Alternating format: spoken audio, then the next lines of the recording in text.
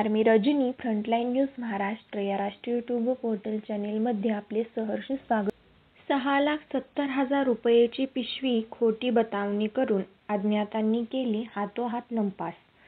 पेठवडगाव येथे असलेल्या bank of इंडियातून काढलेली 6,70,000 रुपयेची पिशवी खोटी बतावणी करून अज्ञात चोरट्यांनी लंपास केल्याने पेठवडगावसह परिसरात खळबळ उडाली असून या घटनेमुळे पेठवडगाव पोलिसांच्या समोर चोरट्यांना शोधण्याचे आव्हान निर्माण झाले आहे. हातकणंगले तालुक्यातील सावर्डे या गावामधील 60 वर्षीय रामचंद्र तुकाराम लुगडे यांचा हॉटेलचा व्यवसाय आहे. त्यांनी नवीन घराचे बांधकाम सुरू केले आहे.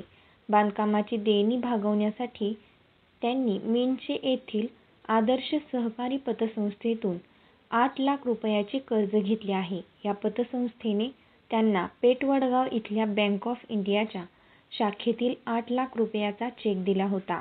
हे पैसे आणण्यासाठी ते मंगळवारी दिनांक 10 रोजी दुपारी 1:30च्या दरम्यान बँक ऑफ इंडिया शाखेत गेले होते.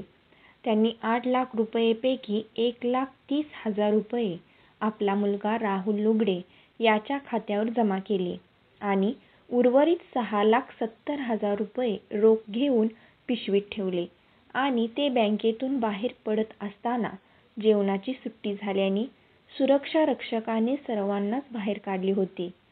रामचंद्र लुगडे यांनी त्यांची मोटारसायकल क्रमांक MA09DD 4912 च्या हँडलला पिशवी अडकवून गाडी वळवत असताना अज्ञात व्यक्तीने रामचंद्र लुगडे यांना तुमचे पैसे रस्त्यावर पडले आहेत असे सांगितले असता त्यांनी पाठीमागे वळून बघितले असता रस्त्यावर 10 रुपये, 20 रुपये आणि 50 रुपयेची नोट पडलेली दिसली.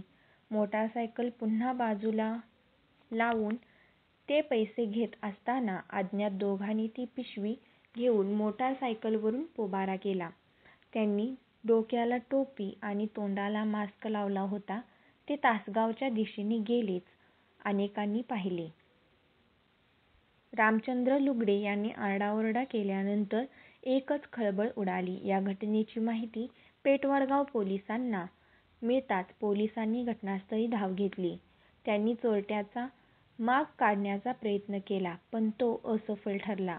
या घटनेची नोंद पेठवडगाव पोलीस ठाण्यात झाली असून वडगाव पोलिसांच्या समोर एक आव्हान निर्माण झाले आहे. घटनास्थळी पोलीस उपअधीक्षक रोहिणी साळुंखे यांनी भेट देऊन तपासाबाबत पेठवडगाव पोलीस निरीक्षकांना सूचना दिल्या.